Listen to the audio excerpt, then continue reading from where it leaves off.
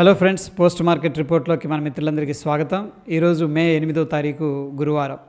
ఇంకొక రోజు ఉంది వీక్ క్లోజ్ అవ్వడానికి. బట్ ఈరోజు మార్కెట్స్ అయితే నెగిటివ్గా రియాక్ట్ అయ్యాయి సెకండ్ హాఫ్లో. ముఖ్యంగా ఏంటంటే ఇక్కడ మనం కొన్ని విషయాలు అనేది ఈరోజు చాలా చర్చించుకోవాల్సి ఉంటుంది. ఎందుకంటే మార్కెట్ ప్యానిక్లో ఉందని చెప్పేసి ఇండియా విక్స్ చెప్తూ ఉంది. 1 గంట దాకా బాగానే ఉంది. దాని తర్వాత సిగ్నిఫికెంట్గా ఇండియా విక్స్ అనేది రైజ్ అయింది. ఇండియా విక్స్ని ఫియర్ ఇండెక్స్ అని కూడా అంటూ ఉంటారు. ఎప్పుడైతే మార్కెట్లోకి ఫియర్ అనేది ఎంటర్ అవుతుందో ఇండియా విక్స్ అనేది రైజ్ అవ్వడం జరుగుతుంది. అయితే ఇండియా విక్స్ ఎందుకు రైజ్ అవుతుంది అంటే, సో ఫ్రెండ్స్, ఇక్కడ ఇండియా విక్స్ అనేది ఆప్షన్స్ డేటా నుంచి డిరైవ్ చేయడం జరుగుతుంది. వాళ్ళు ఏంటంటే పోర్ట్ఫోలియోని హెడ్ చేసే క్రమంలో ఆప్షన్ ప్రీమియమ్స్ ఎంత ఉన్నా సరే కొనేస్తూ ఉన్నప్పుడు ఈ యొక్క ఇండియా విక్స్ అనేది రైజ్ అవ్వడం జరుగుతుంది. సో వాళ్ళు ఎందుకు కొంటున్నారు అంటే డెఫినెట్గా సమ్ ఈవెంట్ అనేది ఉంది. అది గుడ్ కావచ్చు, బ్యాడ్ కావచ్చు. ప్రస్తుతం ఉన్న సిచ్యువేషన్లో మనందరికీ తెలిసిందే, ఇండియా పాకిస్తాన్కి మధ్య వార్ అయితే జరుగుతూ ఉంది లాంటిదే. అందుకని మార్కెట్లో ఏంటంటే ఈ ఫియర్ ఇండెక్స్ అనేది రైజ్ అవ్వడం జరిగింది. ఇక న్యూస్ అనేది మనం పరిశీలన చేసినట్టయితే, Pakistan says it down 25 Indian drones after new serious provocation అని చెప్పేసి చెప్తూ ఉంది. అయితే పహల్గామ్ టెర్రరిస్ట్ అటాక్ తర్వాత భారత్ ఏం చేసిందంటే పాకిస్తాన్లోని కొన్ని టెర్రరిస్ట్ స్థావరాల మీద క్షిపణులతో, మిజైల్స్, డ్రోన్స్తో అటాక్ అనేది చేసింది. అయితే దానికి ప్రతీకారంగా వాళ్ళు ఏం చేశారంటే ఇండియాలోని మిలిటరీ స్థావరాలు ఏవైతే ఉన్నాయో వాటిని అటాక్ చేయాలని చెప్పేసి ప్రయత్నాలు చేశారు. బట్ భారత్ వాటిని తెలివిగా తిప్పికొట్టిందనమాట. ఓకే, ఎనీహౌ ఇది ఒక ఎస్కలేషన్, ఒక టెన్షన్ అనేది క్రియేట్ చేసింది. అండ్ ప్రస్తుతానికి ఏంటంటే ఇండియన్ మార్కెట్స్ కొద్దిగా నర్వస్గా ఉన్నాయి. అందుకని ఇండియా యొక్క విక్స్ అనేది రైజ్ అయింది. అండ్ మనం చూసుకున్నట్టయితే మార్కెట్ కూడా స్టేబుల్గా ఉంది. సడన్గా సెకండ్ హాఫ్లో సిగ్నిఫికెంట్గా డ్రాప్ అయింది. అయితే ఇప్పుడు మనకి ఇంపార్టెంట్ సపోర్ట్ ఎక్కడుంది అనేది కూడా ఒకసారి చూద్దాం. ఎందుకంటే మార్కెట్ అనేది సెల్ ఆఫ్ అనేది జరిగింది కాబట్టి దాని తర్వాత బిగ్ ప్లేయర్స్ యొక్క ప్లాన్ ఏంటి అనేది కూడా ఓపెన్ ఇంట్రెస్ట్ ద్వారా చెక్ చేద్దాం. సెక్టార్ పర్ఫార్మెన్స్ అనేది మనం తీసుకున్నట్టయితే ఐటీ, మీడియా, ఎంటర్టైన్మెంట్ మాత్రం స్లైట్ గ్రీన్లో ఉండగా కన్స్ట్రక్షన్, మెటల్స్, హెల్త్ కేర్ అనేది సిగ్నిఫికెంట్గా సెల్ ఆఫ్ అనేది జరిగింది ఈరోజు. ఇక ఈ జియోపొలిటికల్ టెన్షన్స్లో డిఫెన్స్కి సంబంధించిన స్టాక్స్కి కొంత ఊతం అనేది రావడం జరిగింది. వాటిల్లో సిగ్నిఫికెంట్గా పాజిటివ్ సెంటిమెంట్ అయితే ఈ మధ్యకాలంలో రైజ్ అవుతూ వస్తూ ఉంది. ఇక సిఎల్ఎస్ఏ అనే సంస్థ ఎంఆర్ఎఫ్ షేర్స్ మీద పాజిటివ్గా ఉంది. ఇక్కడ నుంచి కూడా ఎంఆర్ఎఫ్ షేర్స్ 20% పైకి వెళ్ళడానికి స్కోప్ ఉందని చెప్పేసి దాని యొక్క టార్గెట్ కూడా 1,68,000గా వాళ్ళు ఎక్స్పెక్టేషన్ అయితే చేస్తూ ఉన్నారు. ఇక టైటాన్ కంపెనీ రిజల్ట్స్ రాకముందు చేసేదాన్ని ప్రివ్యూ అంటారు. Q4 ప్రివ్యూ అనేది మనం తీసుకున్నట్టయితే ప్రస్తుతం గోల్డ్ ప్రైస్ అనేది పెరుగుతూ ఉంది. అండ్ డెఫినెట్గా గోల్డ్ మరీ హెవీగా ఉందనుకోండి, కొనుగోలుదారులు తగ్గే అవకాశం ఉంది. సో టోటల్గా సింగిల్ డిజిట్ ప్రాఫిట్ గ్రోత్ అనేది టైటాన్ నుంచి అయితే ఎక్స్పెక్ట్ చేస్తూ ఉన్నారు. ఫార్మా సెక్టార్లో ముఖ్యంగా doctor Reddy's labs Q4 preview అనేది మనం పరిశీలన చేసినట్టయితే ఇక్కడ కన్జ్యూమర్ వెల్నెస్ దానికి సంబంధించిన ప్రోడక్ట్స్ అనేది టాప్ లైన్ని లిఫ్ట్ చేస్తాయి అని చెప్పేసి యూఎస్ జనరిక్ మెడిసిన్స్, దాని తర్వాత గ్రావిలిమిడ్ అనే డ్రగ్ క్యాన్సర్లో ఇచ్చేస్తారు. ఇది యూఎస్లో సేల్ చేస్తూ ఉంటారనమాట. సో ఇవన్నీ కూడా మొమెంటాన్ని అంటే పాజిటివ్గా ఎక్స్పెక్ట్ అయితే చేస్తున్నారని చెప్పేసి అర్థం చేసుకోవచ్చు. ఇక ఈ యొక్క జియోపొలిటికల్ ఇష్యూస్ పాకిస్తాన్తో ఉన్నాయి కాబట్టి ఇక్కడ పాకిస్తాన్ స్టాక్ మార్కెట్ గురించి కూడా కొద్దిగా మెన్షన్ చేశారు. అయితే ఫ్రెండ్స్, ఇక్కడ ఇండియాతో పోలిస్తే చాలా చిన్న వాళ్ళ స్టాక్ మార్కెట్ అని చెప్పేసి చెప్పుకోవచ్చు. In terms of market capitalisation కూడా చాలా తక్కువ వాళ్ళది. దాని తర్వాత లిస్ట్ అయిన కంపెనీలు మనకి ఇక్కడ సెన్సెక్స్లో దగ్గర 5,000 కంపెనీల పైనగా లిస్ట్ అయితే అక్కడ ఓన్లీ వాళ్ళకి 500 కంపెనీస్ 600 లోపు ఉన్నాయి అనమాట. ఎనీహౌ మన ఎప్పుడైతే భారత్ అటాక్ అనేది చేసిందో పాకిస్తాన్ మీద, అక్కడ కరాచీ స్టాక్ ఎక్స్చేంజ్ 8% దాకా పడిపోయింది. దాని తర్వాత వాళ్ళు స్టాక్ మార్కెట్ని క్లోజ్ చేయడం కూడా జరిగిందని చెప్పేసి చెప్పుకోవచ్చు. ప్రాబ్లీ అంత స్ట్రాంగ్ రెగ్యులేషన్స్ కానీ ఫారెన్ పోర్ట్ఫోలియో ఫండ్స్ కానీ లేవని చెప్పేసి మనకు క్లియర్గా అర్థమవుతుంది. L&T Q4 ప్రివ్యూ అనేది తీసుకున్నట్టయితే రెవెన్యూ, నెట్ ప్రాఫిట్ ఏంటంటే రైజ్ అవుతుందని చెప్పేసి అందరూ కూడా ఎక్స్పెక్టేషన్ అయితే పాజిటివ్గా ఉన్నారు ఫ్రెండ్స్. ఇక టాటా మోటార్స్ విషయానికి వచ్చేసరికి షేర్స్ అగైన్ ఈరోజు కూడా 3% అనేది పెరగడం జరిగింది.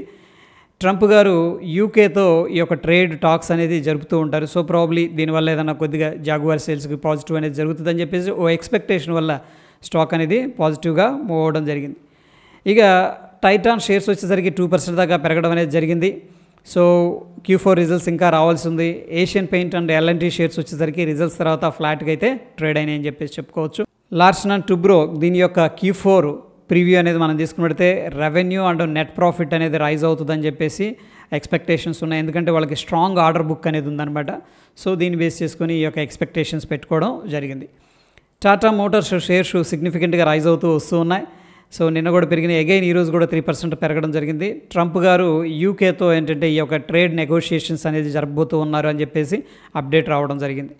సో ప్రాబ్లీ ఇక్కడ అక్కడ జాగువార్ సేల్స్ అనేది టాటా మోటార్స్ చేస్తూ ఉంటుంది కాబట్టి దానికి ఏదైనా పాజిటివ్ అవుతుందని చెప్పి సో పాజిటివ్ ఎక్స్పెక్టేషన్ అయితే ఉందని చెప్పేసి అర్థం చేసుకోవచ్చు. ఇక టైటాన్ షేర్స్ వచ్చేసరికి Q4 రిజల్ట్స్ ఇవ్వకముందే 2% అనేది పెరిగింది. At the same time Asian paint and L&T shares అయితే మాత్రం ప్రస్తుతానికి ఫ్లాట్గా ట్రేడ్ అవుతూ ఉన్నాయి. ఇక Q4 రిజల్ట్స్ ఇంపాక్ట్లో సింఫనీ వోల్టాస్ షేర్స్ వచ్చేసరికి ఈరోజు సిగ్నిఫికెంట్గా రైజ్ అయినాయి, ఎందుకంటే మంచి రిజల్ట్స్ అనేది అనౌన్స్ చేసింది. బట్ బ్లూ స్టార్ షేర్స్ మాత్రం 1% దాకా పడిపోవడం అనేది జరిగింది. సో ఇక్కడ కన్జ్యూమర్ స్పేస్లో మనం అబ్జర్వ్ చేసినట్టయితే సింఫనీ కానీ వోల్టాస్ కానీ బాగున్నాయి.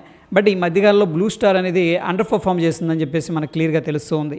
ఇన్సూరెన్స్, ముఖ్యంగా హెల్త్ ఇన్సూరెన్స్కి సంబంధించిన నివా బుపా షేర్స్ వచ్చేసరికి 15% దాకా పెరగడం అనేది జరిగింది. ఎందుకంటే Q4లో వీళ్ళు మంచి రిజల్ట్స్ అనేది ఇవ్వడం జరిగింది. స్ట్రీట్ ఏదైతే ఎక్స్పెక్ట్ చేసిందో దానికంటే మంచి రిజల్ట్స్ ఇవ్వడం ఇందుకు కారణం అని చెప్పేసి చెప్పుకోవచ్చు. FMCG స్టాక్స్ కొన్ని అయితే వీక్గా ట్రేడ్ అయ్యాయి, ఎందుకంటే డాబర్ Q4 రిజల్ట్స్ అనేది వీక్గా ఉంది. సో ప్రాబ్లీ మిగతా కంపెనీలు కూడా అలాగే ఇస్తాయని ఒక ఎక్స్పెక్టేషన్తో ఏంటంటే వాటిలో కొంత సెల్ ఆఫ్ అనేది జరిగిందని చెప్పేసి చెప్పుకోవచ్చు. మంచి డివిడెండ్స్ ఇస్తున్న కోల్ ఇండియా షేర్స్ వచ్చేసరికి 3% దాకా పెరగడం అనేది జరిగింది, ఎందుకంటే వీళ్ళు డీసెంట్ Q4 రిజల్ట్స్ అనేది అనౌన్స్ చేశారు. అయితే ప్రస్తుతం ఉన్న సిచ్యువేషన్లో దీన్ని బై చేయాలా ఎగ్జిట్ అవ్వాలా అన్న విషయానికి వచ్చేసరికి సిటీ గ్రూప్ ఏం చెప్తుందంటే న్యూట్రల్ అని చెప్తుంది, అంటే 395 రూపాయలు దీని యొక్క టార్గెట్ అని చెప్పేసి చెప్తూ ఉంది. ఇక నువామా ఇన్స్టిట్యూషన్స్ వచ్చేసరికి హోల్డ్ అనే రేటింగ్ ఇచ్చారు, దీనికి 405 రూపాయలు టార్గెట్గా నిర్ణయించడం జరిగింది. ఎంకే గ్లోబల్ వాళ్ళేమో బులిష్గా ఉన్నాం, బై రేటింగ్ అనేది ఇవ్వడం జరిగింది, మీ దగ్గర లేకపోతే బై చేసుకోవచ్చు అని చెప్తుంది. టార్గెట్ వచ్చేసరికి 475.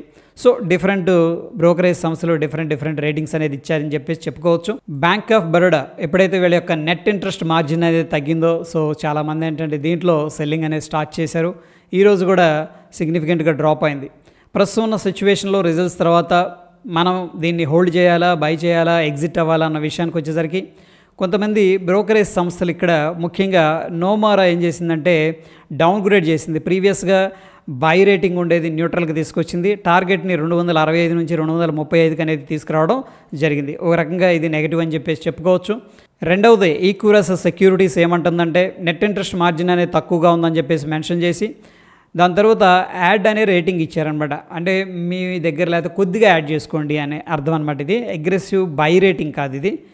అయితే వీళ్ళు ప్రీవియస్గా 280 టార్గెట్ అనేది మెన్షన్ చేశారు, బట్ ఇప్పుడు ఏంటంటే 250కి డౌన్గ్రేడ్ చేశారు. అందరూ కూడా ఏమి ఎక్స్పెక్ట్ చేస్తున్నారంటే ఇక్కడ నుంచి సిగ్నిఫికెంట్గా ఈ యొక్క బ్యాంక్ బరోడా అనేది పెరగదు అని చెప్పేసి ఒక ఎక్స్పెక్టేషన్ అయితే ఉంది, which is a negative factor అని చెప్పేసి చెప్పుకోవచ్చు. నిఫ్టీ గమనించినట్టయితే ఈరోజు ఎక్స్పైరీ అయింది, 24,300 కింద క్లోజ్ అయింది. ప్రీ మార్కెట్ రిపోర్ట్లో మనం కాషియస్గా మెన్షన్ చేసుకున్నాం.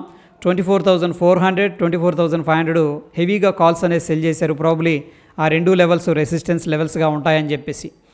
ఓకే, అయితే దానికి తోడు ఈరోజు ఏం జరిగిందంటే సెకండ్ హాఫ్లో ఈ పాకిస్తాన్ వాళ్ళు భారత్ మీద అటాక్ చేశారు అని మిజైల్స్తో డ్రోన్స్తో అని చెప్పేసి సమ్ న్యూస్ రావడం కూడా సెల్ ఆఫ్ అనేది చేశారని చెప్పేసి చెప్పుకోవచ్చు.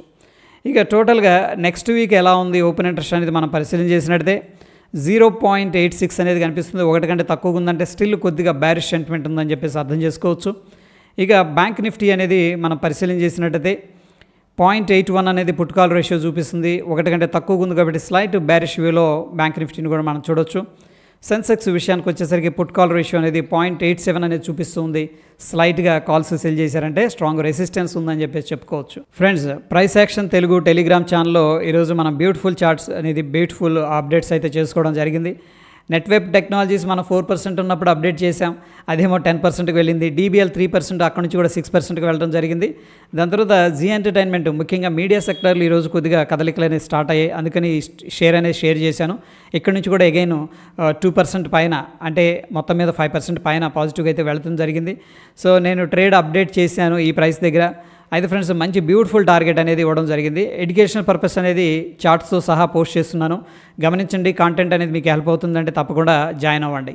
పోస్ట్ మార్కెట్ రిపోర్ట్లో మనం ప్రీమియం చేంజెస్ అనేది కూడా ఈ మధ్య ట్రాక్ చేస్తూ వస్తున్నాం, ఎందుకంటే ఓవరాల్గా సెంటిమెంట్ అనేది మనకి హెల్ప్ అవుతుంది. అయితే గమనించినట్టయితే చూడండి, మార్నింగ్ అంతా కూడా 0 కంటే కింద కాలు పుట్టు రెండు కూడా పడిపోవడం అనేది జరిగింది. దీని అర్థం ఏంటంటే మార్కెట్ చాలా టైట్గా కన్సోలిడేషన్లో సైడ్ వేస్లో ఉందని చెప్పేసి. ప్రాబ్లీ ఇటువంటిప్పుడు మనం ఎటువంటి డైరెక్షనల్ ట్రేడ్ అనేది తీసుకోకూడదు, ఎందుకంటే మార్కెట్ క్లియర్గా మనకు చెప్తుంది సైడ్ వేస్ అని చెప్పేసి. బట్ అగైన్ ఏంటంటే 120, 130 ఆ టైంలో యూరోపియన్ మార్కెట్స్ కూడా ఓపెన్ అయినాయి. సిగ్నిఫికెంట్గా ఏంటంటే మార్కెట్లో కొద్దిగా సెల్ ఆఫ్ అనేది రావడం జరిగింది. అండ్ పుట్ ప్రీమియమ్స్ ఏమో పైకి వెళ్ళాయి, అంటే పెరిగాయి. కాల్స్ ఏమో హెవీగా సెల్లింగ్ అనేది చేశారు, ఎక్స్పైరీ ఉంది కాబట్టి. ఇక మనకి ఇండియా విక్స్ అనేది పరిశీలన చేసినట్టయితే ఈరోజు సిగ్నిఫికెంట్గా రైజ్ అయింది. ఈ ఒక్కరోజే 10.22% అనేది రైజ్ అయింది. బికాజ్ ఆఫ్ ఏంటంటే ఈ యొక్క జియో పొలిటికల్ టెన్షన్స్ అని చెప్పేసి చెప్పుకోవచ్చు. డెఫినెట్గా ఇండియన్ మార్కెట్స్లో వోలటైలిటీ అనేది వచ్చింది అని చెప్పేసి ఇండియా విక్స్ చెప్తూ ఉంది. ఇక డౌ జోన్స్ ఇండస్ట్రియల్ యావరేజ్ సిగ్నిఫికెంట్గా రైజ్ అవుతుంది. మనం చూస్తున్న సమయానికి 338 పాయింట్లు పాజిటివ్గా అయితే ట్రేడ్ అవుతుంది. అండ్ డాలర్ ఇండెక్స్ అయితే ప్రస్తుతానికి ఒక బేస్ అనేది క్రియేట్ అయింది. నిఫ్టీ మనం పరిశీలన చేసినట్టయితే చూడండి, వెరీ ఇంపార్టెంట్ లెవెల్స్. మనం పొద్దున కూడా మనం అనుకున్నాం, నిన్నటి రోజునైతే చక్కని బుల్లిష్ స్ట్రెంత్ అనేది చూపించింది. బట్ ఈరోజు మేబీ సైడ్ వేస్ అన్న ఉండొచ్చు, అట్లీస్ట్ ఫాలో అప్ అనేది ఉండకపోవచ్చు. ఎందుకంటే ఇప్పుడు మనకి సర్కమ్స్టెన్సెస్ బాగాలేదు. At the same time data కూడా మనం చూసుకున్నట్టయితే 24,400, 24,500 స్ట్రాంగ్ రెసిస్టెన్స్ ఉందని చెప్పేసి. ఎనీహౌ ఈరోజు చాలా వరకు ట్రిక్కీగా 24,400 దగ్గర స్పెండ్ చేసి అక్కడ నుంచి మనం చూసుకున్నట్టయితే సిగ్నిఫికెంట్గా డ్రాప్ అనేది అయింది. సో ఇప్పుడున్న పరిస్థితిలో మనకి ఏంటి అనేది అబ్జర్వ్ చేసినట్టయితే, సో ఆల్రెడీ ఒక సెల్ ఆఫ్ అనేది ఇక్కడ స్టార్ట్ అయింది కాబట్టి, ఒక కన్సోలిడేషన్ నుంచి బయటికి రావడం అనేది జరిగింది కాబట్టి, సో ఇమీడియట్గా మనం 24,065 అనేది డౌన్ సైడ్ ఎక్స్పెక్ట్ చేయొచ్చు. దాని తరువాత ఫ్రెండ్స్ ఇక్కడ గమనించినట్టయితే 23,869, 23,976 ఒక జోన్ అనేది కనిపిస్తూ ఉంది. ఇది very important and crucial zone అని చెప్పేసి చెప్పుకోవచ్చు. సో ప్రాబబ్లీ బ్రాడర్ పిక్చర్లో మార్కెట్ చిన్నగా ఈ జోన్లోకి రావడానికి అయితే పాసిబిలిటీస్ ఎక్కువగా కనిపిస్తూ ఉన్నాయి. సో ఫ్రెండ్స్ ఎప్పుడైతే మనకి చార్ట్ అనేది ఒక కన్సోలిడేషన్ తీసుకొని డౌన్ ట్రెండ్ అనేది స్టార్ట్ అయిపోయిందో, నా మన యొక్క దృష్టి మొత్తం కూడా రెసిస్టెన్స్ మీద ఫోకస్ పెట్టాలి. మార్కెట్ ఎప్పుడైతే రెసిస్టెన్స్ దగ్గరకు వస్తుందో అప్పుడు సెల్లింగ్ చేసే ప్రయత్నం అయితే చేయాలి. అన్లెస్ అంటిల్ ఏంటంటే 24,400 అనేది క్రాస్ అవ్వని వరకు మనం ఏంటంటే లాంగ్ ట్రేడ్ అయితే ప్రస్తుతం ప్లాన్ చేసుకోవద్దు. ఇక బ్యాంక్ నిఫ్టీ విషయానికి వచ్చేసరికి సేమ్ లాంగ్ కన్సోలిడేషన్ తీసుకుంది, స్ట్రాంగ్గా సెల్ ఆఫ్ అనేది జరిగింది. అయితే ఇంపార్టెంట్ సపోర్ట్ లెవెల్స్ అన్నీ కూడా బ్రేక్ డౌన్ చేసుకుంటూ వస్తూ ఉంది. నెక్స్ట్ మనకున్న సపోర్టు 53,888. ఆ లెవెల్ బ్రేక్అవుట్ అయిందంటే 53,160 దాకా డౌన్ సైడ్ అనేది రావడానికి అయితే పాసిబిలిటీస్ ఉన్నాయి. అండ్ సేమ్ అనమాట, ఇక్కడ ప్రస్తుతానికైతే మంచి చక్కని సపోర్ట్ అయితే కనిపిస్తుంది. ఈ సపోర్టు అంటే 79,900 అనేది ఒక రౌండ్ నెంబరు అప్రాక్సిమేట్గా. ఆ లెవెల్ అనేది బ్రేక్ డౌన్ జరిగిందంటే కూడా మనకి అప్రాక్సిమేట్గా 79,300 దాకా రావడానికి అయితే పాసిబిలిటీస్ కనిపిస్తూ ఉన్నాయి సెన్సెక్స్లో. ఇక గోల్డ్ విషయానికి వచ్చేసరికి మనకు మంచి బ్యూటిఫుల్ కన్సోలిడేషన్ బ్రేక్అవుట్ అయితే ఇక్కడ అయింది ఫ్రెండ్స్. ఓకే, ఒకవేళ ఎవరైనా ఈ బ్రేక్అవుట్ దగ్గర ఎంట్రీ తీసుకుంటే మంచి ప్రాఫిట్ వచ్చేది. ఇక డైలీ టైం ఫ్రేమ్లో మనం చూసుకున్నట్టయితే గోల్డ్లో కూడా కొద్దిగా ప్రాఫిట్ బుకింగ్ అనేది జరుగుతుంది. సో ఎనీహౌ ఇక్కడ చూడండి, ప్రీవియస్గా రెసిస్టెన్స్ దగ్గర నుంచి కూడా కిందకి రావడం జరుగుతుంది. ఇక్కడ డౌన్ సైడ్ ఏమో మనకి ఇంపార్టెంట్ సపోర్ట్ అయితే 3,268 అనేది కనిపిస్తుంది. ప్రస్తుతానికైతే కొద్దిగా వీక్గానే ట్రేడ్ అవుతుంది. ఇక క్రూడ్ ఆయిల్ విషయానికి వచ్చేసరికి జియో పొలిటికల్ కన్సర్న్స్ వల్ల క్రూడ్ ఆయిల్లో కొద్దిగా పాజిటివ్ మొమెంటం అనేది వస్తుంది. ఎనీహౌ ఇక్కడ మనకు ఒక జోన్ అయితే ఉంది. ఈ జోన్ అనేది బ్రేక్ డౌన్ జరిగిందంటే అప్ సైడ్ వెళ్ళడానికి పాసిబిలిటీస్ ఉన్నాయి. ప్రస్తుతం సిచ్యువేషన్లో ఫ్రెండ్స్ మనకి ఒక రకంగా ఇండియా విక్స్ అనేది కొద్దిగా అలర్ట్ చేస్తూ ఉంది. సో లాంగ్ టర్మ్ ఎవరైతే హోల్డ్ చేస్తున్నారో వాళ్ళు మంచి క్వాలిటీ కంపెనీస్ని ఇంకా యాడ్ చేసుకోవచ్చు తగ్గినప్పుడు. బట్ షార్ట్ టర్మ్ ప్లేయర్స్ ఏంటంటే స్ట్రిక్ట్గా స్టాప్ లాస్ మెయింటైన్ చేయాలి. ఈ యొక్క అన్సర్టనిటీ తగ్గేదాకా లాంగ్ ట్రేడ్స్ అనేది మనం ప్లాన్ చేసుకోకుండా ఉంటే బెటర్ అనేది నా అభిప్రాయం. వన్స్ ఏంటంటే ఈ ఎస్కలేషన్స్ అనేది సెట్ అయిపోయిన తర్వాత మళ్ళీ మార్కెట్స్ అయితే దాదాపుగా అప్ సైడ్ వెళ్ళడానికి అయితే పాసిబిలిటీస్ అయితే కనిపిస్తూ ఉన్నాయి. సో ఇది ఫ్రెండ్స్ పోస్ట్ మార్కెట్కి సంబంధించిన అప్డేట్స్. మరి ఒక ఇంట్రెస్టింగ్ ఎపిసోడ్ మళ్ళీ కలుసుకుందాం. వీడియో ఇన్ఫర్మేటివ్ కనిపిస్తే తప్పకుండా లైక్ చేసి మీ యొక్క సపోర్ట్ అనేది తెలియజేయండి. ధన్యవాదాలు.